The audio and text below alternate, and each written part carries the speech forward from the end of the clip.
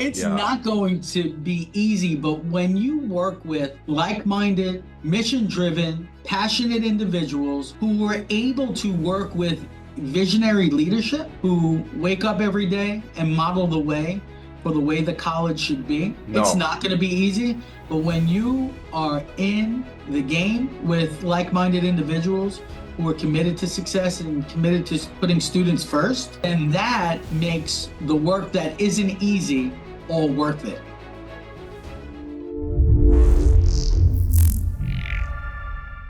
Hello, everybody. Hello to all our listeners listening in from anywhere across the globe. Good morning, good evening to wherever you are. But this is Edu Unlocked with me, Ashish Fernando. Thank you for listening in. Our job here is to meet with some inspirational leaders in higher education, leaders who have not just helped their institutions grow, but who've actually been like a leading, guiding light to institutions and people across higher ed. And today we meet with one such amazing, amazing person. Like I have to say this, like I mean this, amazing three times, because I know Robert for I think now over 3 years or so, but it feels like I know him for 2 decades because he's more than just a friend. I mean, every time we meet at a conference, we hang out, we do things together, we talk enrollment, but we talk everything under the sun. So thank you, Robert Oliva, for joining our podcast. Ashish, it is an absolute pleasure to join you on this podcast. I was incredibly honored that you reached out asking me if I would spend some time with you here today on the podcast. And I can confirm that everything that you have said, aside from saying I'm a great, great, great guy, Amazing, amazing, what amazing. I what I can confirm is this: is that we have taken a business relationship and turned it into something that is even more meaningful. Whenever we connect, whether it is at a conference, at a meeting, whenever you're in town and choose to visit our campus in downtown Brooklyn, we are always able to talk about the trends. Remember, the trend is your friend. We've been able to talk about trends in higher ed. We've been able to talk about ways in which meaningful partnership and collaboration can serve in a mutual beneficial way, both for our organizations. But more importantly, what I appreciate in a very genuine way is that throughout the course of a year, you are always checking in.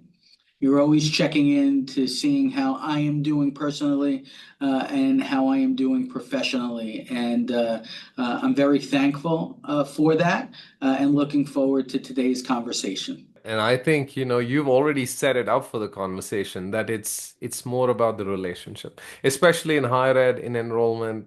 It's about the relationship with the student, with the partners. We're going to talk about that because a lot of people just go at it forever and take such a business approach to it, and then they wonder, hey, why are my yields low, and why is this partnership not working? With you, a lot of I've actually spoken to people you work with because I'm jealous. I'm like, why is everybody talking so good about Robert and the relationships and everything? I'm like, yeah, is it the same vibe everywhere? And I see a common theme. I see relationship at the center of how you run enrollment. And I should actually apologize. I got carried away because you're a friend. I need to introduce you to our audience. So for everybody who doesn't know, which is probably very few of you who don't know Robert, he's the Vice President of Enrollment Management and Community Relations. He takes that part of his job very, very seriously. And he works at St. Francis College in Brooklyn, New York. I've been to the campus. He's very, very proud of that campus. He's taken me on a tour of the campus, the new facility. He'll talk about it for days if you ask him. And that's how much interest he takes in how's a student studying. It's not just about enrollment for him. It's about the experience, and they're building something amazing there in Brooklyn, in the middle of that crowded city. I'm amazed. We'll talk about that. So in his role, Robert's leading admissions. He helps with financial aid. He's all because enrollment financial aid is a big part of that. He does strategy around enrollment, aligns with contractors, agencies globally. There's a lot of things that are packed into this one man. And apart from all that, he's a relationship guy. I can attest to that. And you've joined, I'm guessing you joined SFC around 2009? Yeah, actually, in November 30th is my 15th anniversary Wow. working Yeah. at St. Francis College. And my path to my current position is a little unorthodox. Many of my colleagues who are in similar positions have worked their way through the enrollment hierarchy. Many started working as an admissions counselor, working their way as a senior counselor, assistant director, associate director, director of admission, dean of admission, assistant vice president, associate vice president, working their way up to serve as vice president of enrollment management. And many of my colleagues have a shared portfolio as vice president of enrollment management and marketing and communications, vice president of enrollment management and marketing. In my particular role, I have a shared portfolio of enrollment management and community relations. So my path took a little unorthodox approach as I joined the St. Francis College community 15 years ago to serve in a role managing the college's hallmark events, commencement, convocation, inauguration, all of the community programming that we did, all of the external events that were hosted on campus, and those relationships all flowed through the office that I worked in at the time, working hand in glove with stakeholders across campus. Within a few years, I also worked with the team that managed community partnerships, our concierge and welcome desk, and campus security. So it was during that time where I saw immediately that relationships needed to be at the forefront of the work that I personally did and that Hmm. of my team. I was taught many years ago this saying that I live by: those who bond win.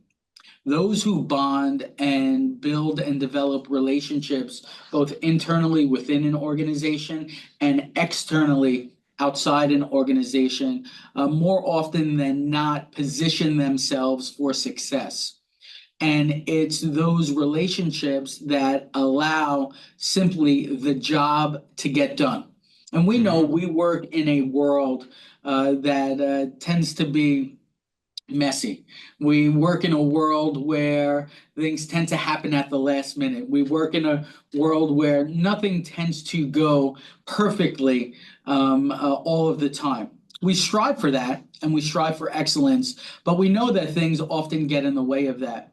I cannot tell you how often over the years, especially working in events and community affairs, when something needed to get done, simply because I had a strong relationship with colleagues, both internally and externally, that it worked to the benefit of our institution. Internally, the ability to get things done, and then externally, building relationships with those in the community allowed for the college to benefit in innumerable ways. So those relationships were with and continue to be with community-based organizations, nonprofit organizations, government agencies, elected officials, the corporate world. And those relationships would provide opportunity for our students in the college community. So I served in that type of role for about 7, 8 years, and was asked to jump into the world of enrollment management in 2017. And I was first called to work with our admissions team, planning the college's recruitment Hmm. events, open houses, and visit days. Within a short amount of time, I started working with the recruitment team to provide them with strategy for their visits to schools and the manner in which we welcome students to our campus for campus tours. And within a short amount of time, I became incredibly passionate about the work of enrollment management and the direct impact that we can have on the lives of young people by providing them with the great gift of a St. Francis College education. So I was able to bring the relationships that I had in the first portion of my career at the college and directly apply it. And it was during that time, Ashish, that I was able to take advantage of every professional development opportunity that I could possibly taken advantage of. So right away, I received a certificate in enrollment management from the University of Southern California, USC. I was able to work with experts in understanding and teaching the business of enrollment management, the process of enrollment management, crafting the art of telling a story, working on building a team that was committed to excellence. And before you knew it, I was managing the admissions team. I was then managing the admissions and financial aid and student accounts team. Just a few years ago, our current president, Tim Ciceri, said, why don't we take the skills and the skill set that you have working in community relations and community affairs and bring it together with your work in enrollment management. And combining these two areas and the work that's done has positively contributed to our enrollment growth over these last few years in particular. And I'm very thankful that I was given the opportunity to combine these areas of importance. So to give you a sense, my path to this was unorthodox, but what has been a mainstay in the work has been the relationships, both internally and externally, that have provided the conditions for success, not only for myself, but of our team and the entire college community. I love it. I love it. And, I wanted to always ask you this question. Every time I've come to St. Francis and I've entered the door, I've not even got a moment to talk to the receptionist or someone. Robert's always on his toes. He's always there. He can be your tour guide for the campus, then he'll be the enrollment person, then he'll be somebody, then you're going for lunch and everybody there knows you. Like, how do you show up every day to the same place for 15 years, suited up with the same enthusiasm? And do the same thing. I've seen you talk to students. I've seen, like, when I was there and I was interviewing a few students and they were like, "Hi, Robert, yeah." And then you're like, "Okay." And then you knew about like his family and whatever. 15 years. How are you doing that? Well, Ashish, I'm glad that you brought that up because if I didn't take the time to get to know students and take the time to engage with students, no matter who's visiting, then I shouldn't be doing this job. Students are at the core and at the focus of the work that we do at St. Francis College, and certainly at the core of my purpose. I remember many years ago, probably when I was in college, my dad, blue collar, working class, Italian American guy, um, uh, cut out a saying from the New York Daily News.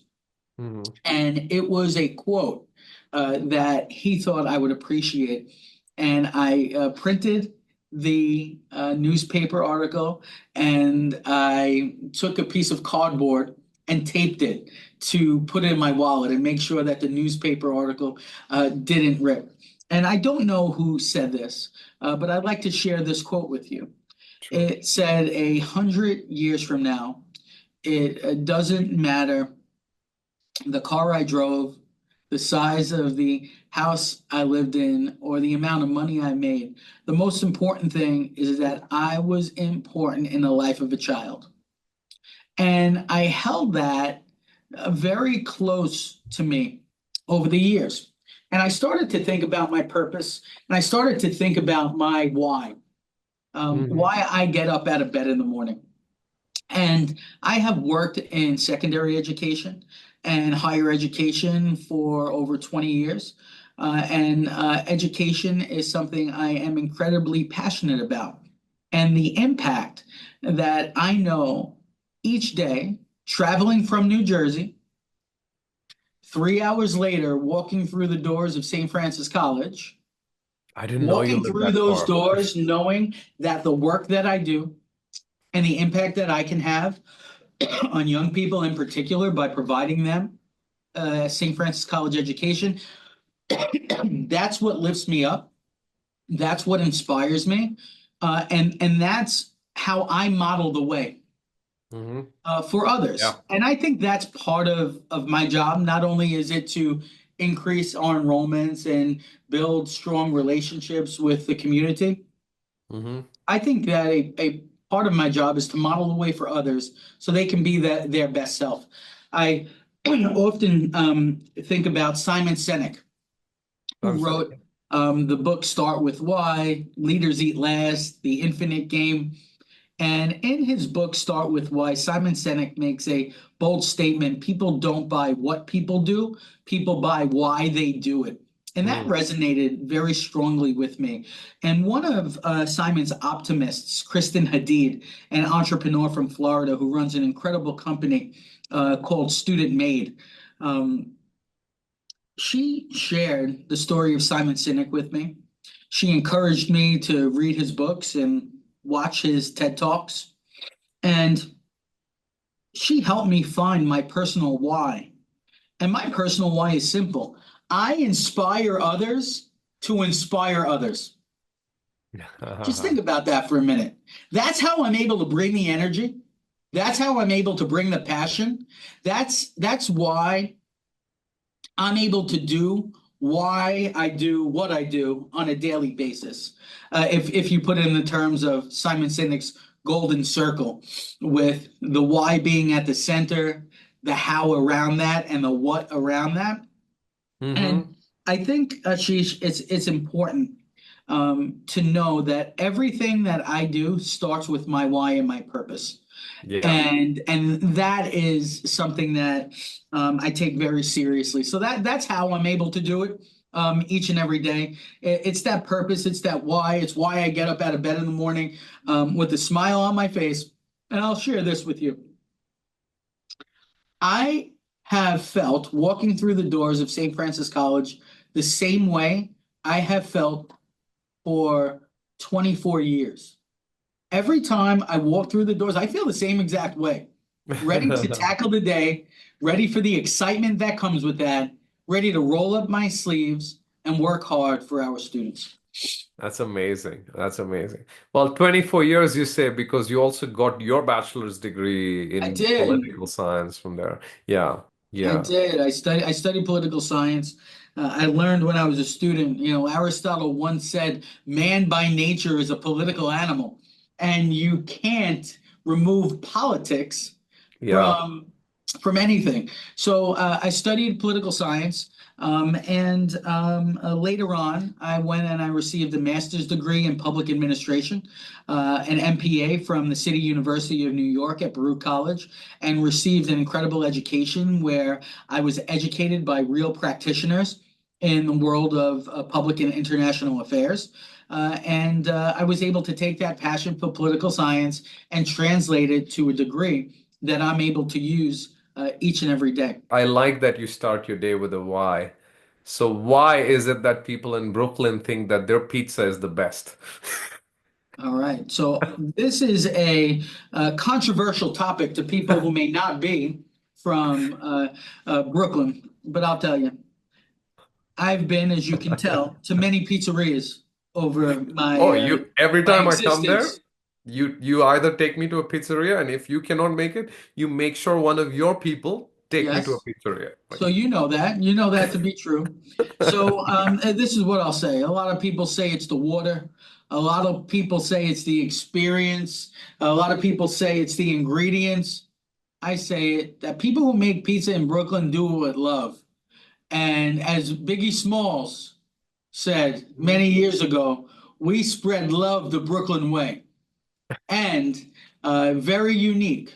So Brooklyn is second to none in many Yeah, things, in yeah. particular with pizza, but also we're second to none in our ability to welcome those who haven't experienced what Brooklyn is all about. Yeah, yeah. I asked that partly as a joke, but also partly to tell our listeners that you go that extra mile. And it's not just about the campus, about what St. Francis has to offer. You're just your global personality. I mean, you take as much pride in that pizza as you do in student life at St. Francis. It's amazing. And when you said, yeah, what's the whole point if I don't wake up and come every day thinking, I should be enthusiastic and I'm thinking about my student. I'm sure a lot of people are like listening to this and reflecting back on why they don't show up that way. Because, Well, you know, Ashish, if I can just add to that, yeah, please. I have a great mentor and role model here at St. Francis in our president. And he shared a story with me when he first started. And he was having a conversation, believe it or not, with a celebrity actor. And they were having a conversation, and the celebrity went to him and said, You know, I don't only love acting, I love the way I act.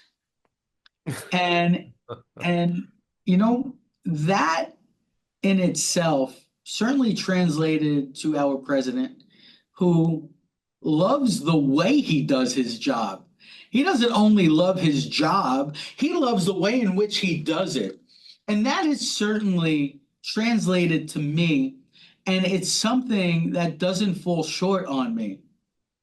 If I didn't love the way I did my job and bring it with energy and passion each and every day, I know I wouldn't love my job as much as I do. So loving the way you do your job is equally as important as loving your job or saying you love your job. Amazing. Yeah, that's amazing. That's a great way to put it. While you were even saying it, I was reflecting on myself. But yeah, I love building an ed tech company and everything, but do I love the way I do it? Yeah, yeah, yeah. And I know you love the way you do it and you bring it different. And that's why you and I get along so well is, we come and go and there are so many people in the ed tech space who are very cookie cutter, Yeah, who don't do anything that differentiate themselves from the rest. And you're quite different in that regard I by appreciate that. challenging the status quo, Yeah. by thinking out of the box, by partnering with atypical partners, and by being their champion. So the way you do what you do, I think, is very important. I appreciate that. And I remember you pulled me to the side and you said, yeah, like when we did the video on campus and everything, I showed up myself Yes. with all my equipment. You're like, why are you doing it? I thought you have 200 employees. Like, I don't know. I'm just passionate about it. Yes. And I saw that same passion in you. I know that's why we connect so well. And it's such an amazing way to live life. I mean, because then your job is not really your job. You're like, we enjoy it. It's like we look forward to it every morning. That's It's true. hard.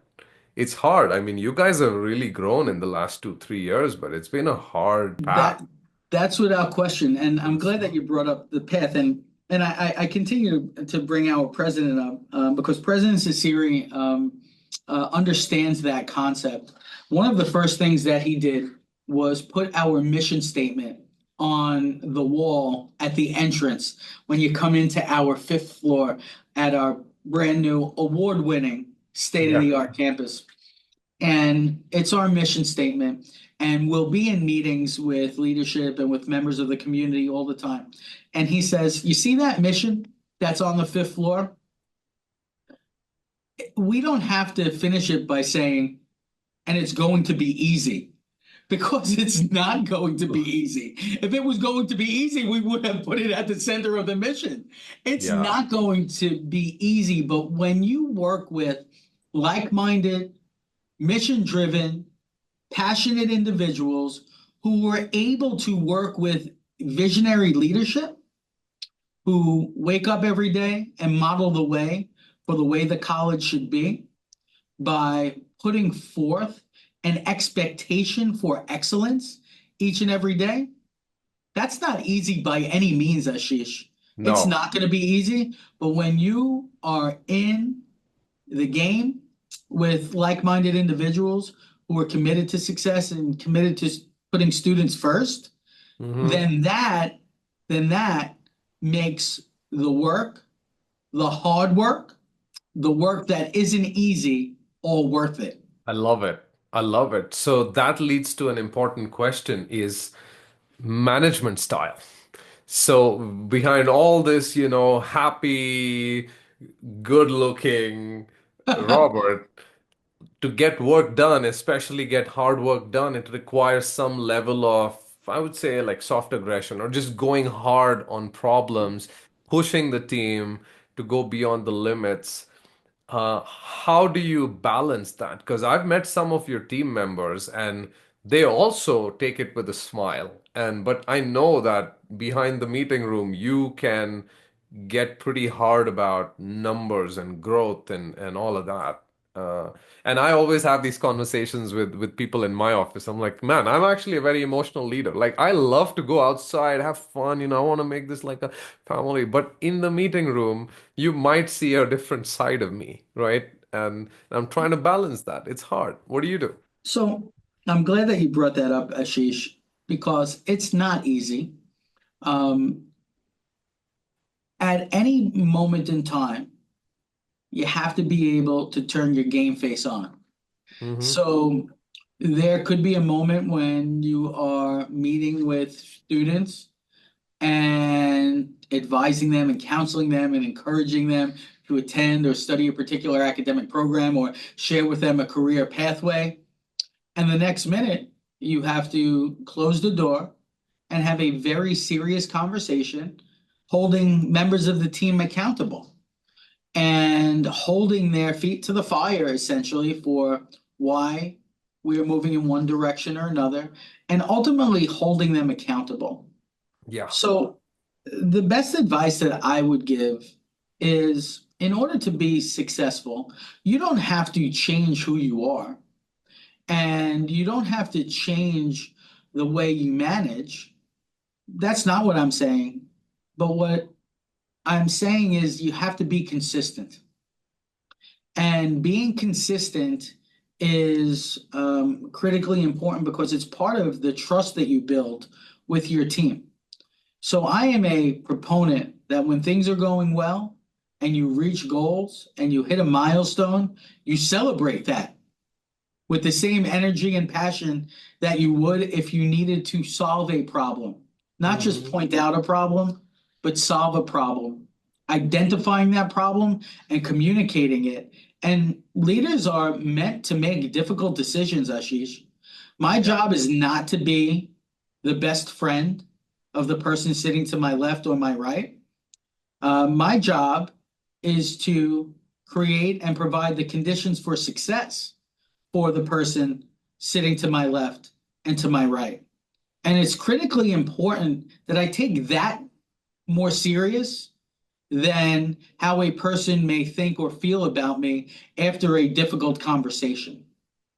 Yeah. So I say all of that to say communication, expectations management, accountability are critically important for members of the team to understand that it takes top-notch communication, good communication, celebrating the good things, but also communicating things when things are not going well. I Mm-hmm. can't tell you how many conversations that I have had to have ex post facto where I just had to say, why didn't you let me know sooner? If Mm-hmm. you let me know sooner, I could have helped you. Yeah. Oh, yeah. Oh my God. Yeah. Yeah.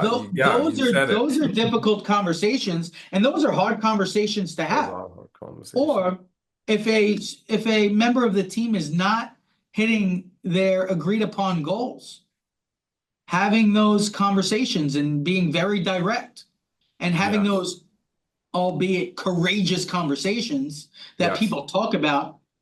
Every conversation is courageous when you think about it, right? Because you go into that conversation trying to reach an end goal and put Yes. together a plan that aligns with the mission and vision to create success. Yes. So, Yes. So some of those conversations are easy, some of those conversations are difficult, Yeah, and the bottom line is that all of those conversations need to take place. So that's why that's true. communication is very important. Having the team understand what the goals are. There are, I am, in my estimation, people who work on teams and just go through the run of the mill and don't necessarily understand what the end goal is and how it equates to the big picture of the institution. Yeah, they're not never successful. You have to bust that mindset, bust that Yeah. silo, that internal silo that's created. Yes. And when you get them to understand what the outcome needs to be, Their I mind think, unlocks. Yeah. and they Yes. appreciate when you can then share with them and they can come back to you and say, I never thought of it like that. It's Yeah. not the problem, it's the way you think about the problem. Yes. Yes. And Yes. that's something that just over the last few years, I have been more accustomed to thinking about. And hopefully the team responds to thinking about the way you think Yes. about the problem and not the problem in No, yeah. general. Yeah, yeah. It's not about pushing hard on a problem. It's about just knowing what angle to apply. Humans Yes. are such magical creatures, right? It's like it's so hard, and at the same time, it's like I know people like you. I'm the same way. It's like we take a lot of personal interest in having humans around us align to the Yes. vision, and we take it like our like it's like our personal goal to make them successful by pushing them hard and hope that it's balanced. Like getting that balance is so hard because you started by saying, yeah, hey, when if you were stuck, why didn't you ask me? The flip side of that is, why are you asking me so many questions? Can you not figure it out, right? So, so now you have to be in the middle. I'll tell you this, and it's interesting. This has become very clear to me, and I have colleagues throughout the industry, Yeah.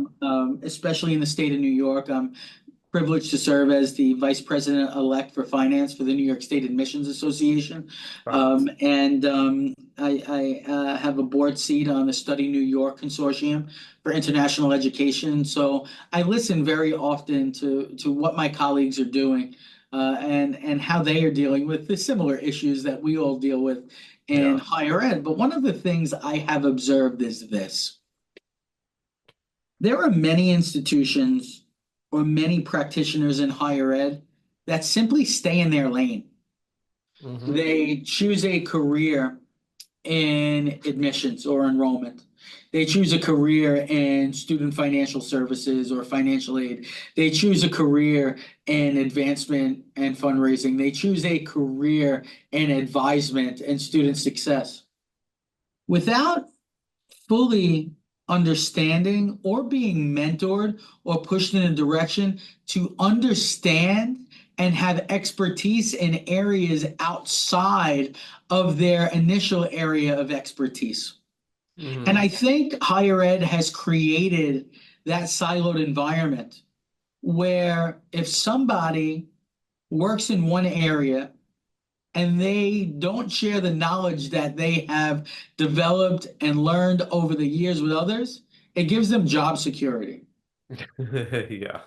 And it's that job security that keeps them in that same area.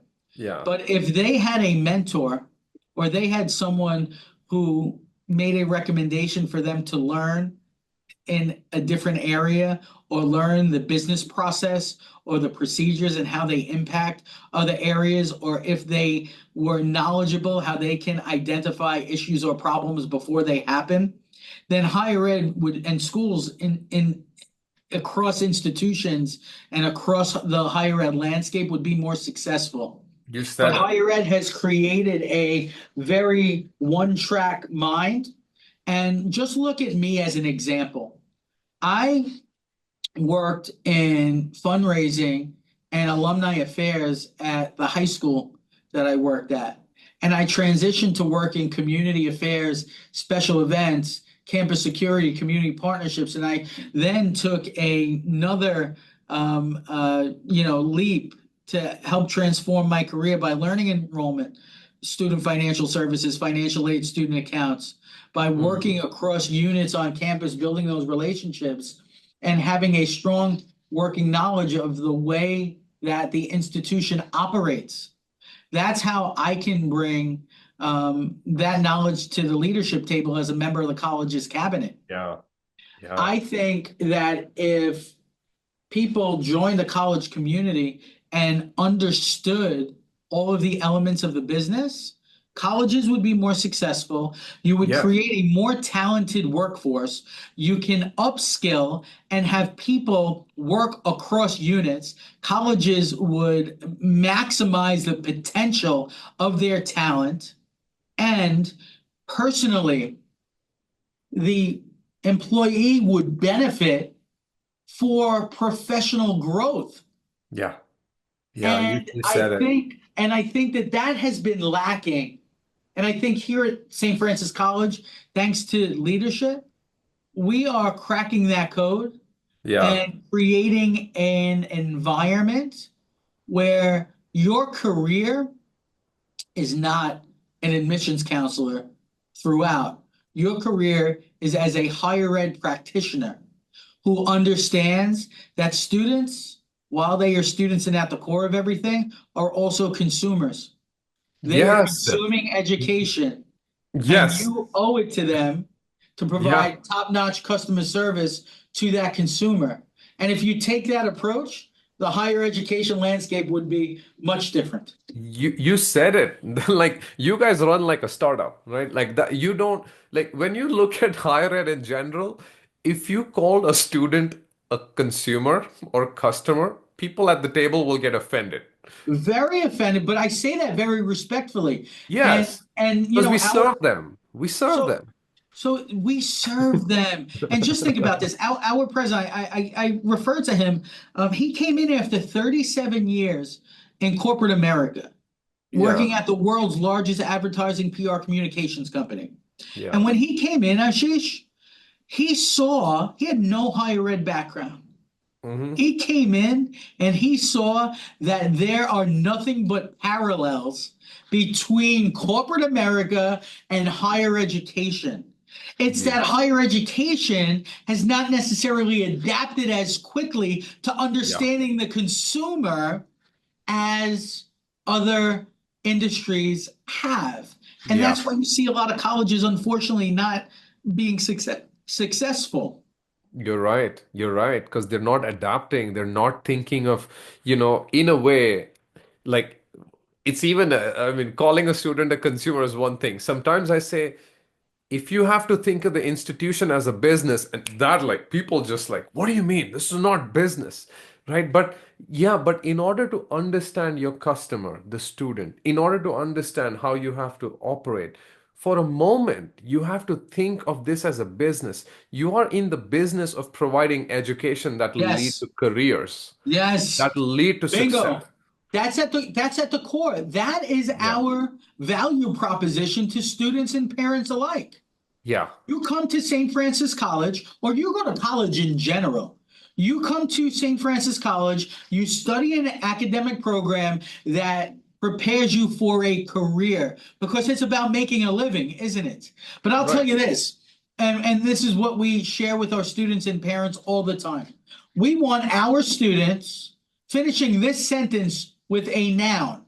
I went to St. Francis College, I studied nursing, and I am a nurse.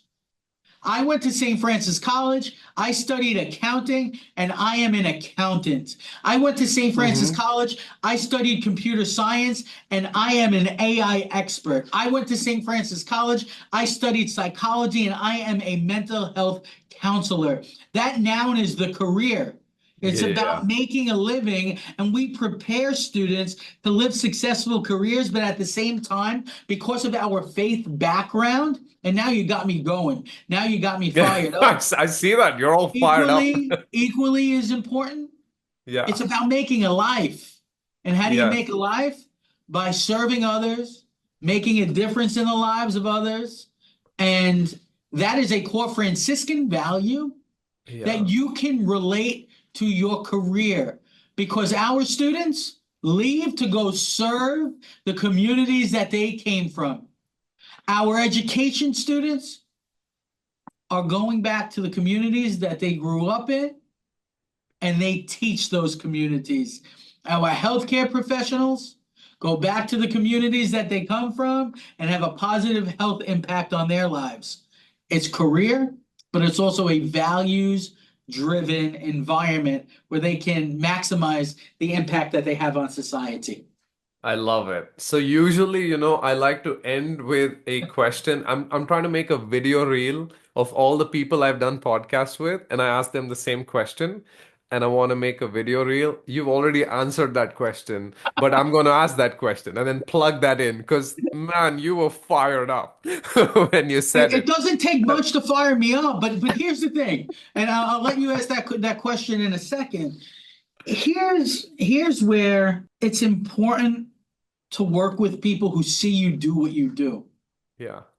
Because if they can see the way a phrase, a question, or a conversation can fire me up and light Mhm. that fire in my belly, I need others to be triggered by something similar that lights the fire in their belly in a positive way. Too Yeah. much, and we see it in our country, and we see it globally, Oh, yeah. that it takes conflict and friction to light that fire within. Yes. It doesn't need to be. It I can be love it. something positive and well intentioned that lights that fire, and that will set the world on fire to make a difference. I love it. I love it. So I'm going to ask the question and then we're going to plug it in because that's the answer I want. That came straight from your heart.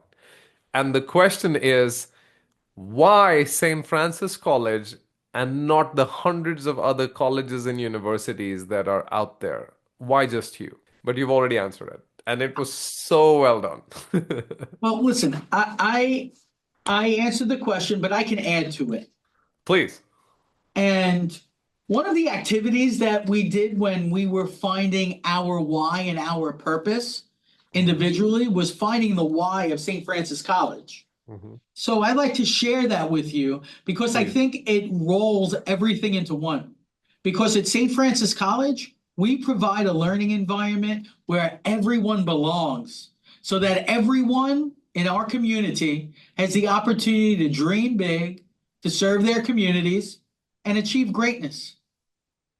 I love And it. by the way, we educate students. And That's the by what. the yeah. And that's what 4,000 colleges and universities do, like Yeah. you just said.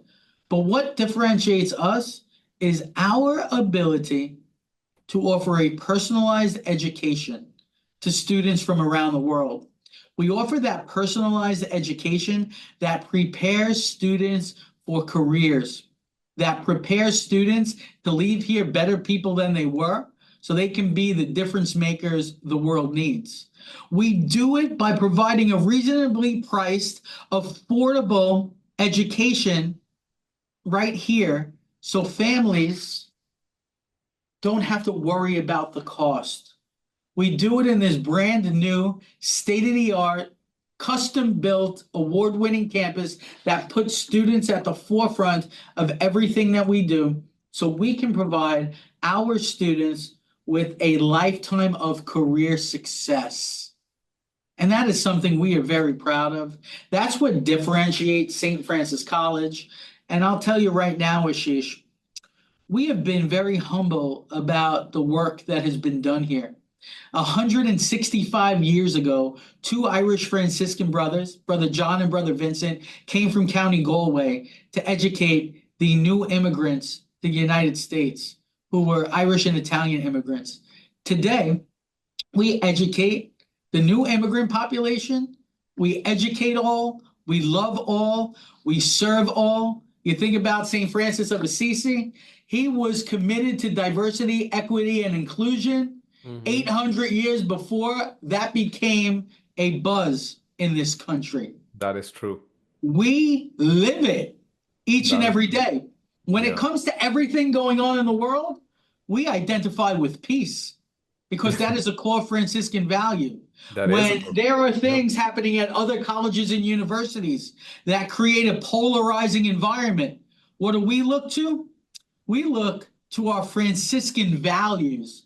And in a Hmm. world that needs leaders, that needs career-driven people, that not only want to make a difference in their careers, but want to make a difference in the world, we are then serving society in a very special way. And I know that we do that firsthand here in Brooklyn, New York. I love it. I love it. That's a great, nice blue ribbon on top. Very familiar with Franciscan values and the doctrine. I grew up Catholic, and there was a lot of that around in India. So, it's so good to see that it's permeating the current state of education through St. Francis, through you, through your team. It's not just something you say. Like you can sense it. This is not the body language you have when you talk about it. You cannot make this stuff up. Like, yeah, like this is great. So thank you, Robert, for joining us, and thank you to all our My pleasure. listeners for joining us as well on this amazing episode of EDU Unlocked with Robert Oliva of St. Francis College, Brooklyn, New York. Thank you very much. Thank you very much, Ashish.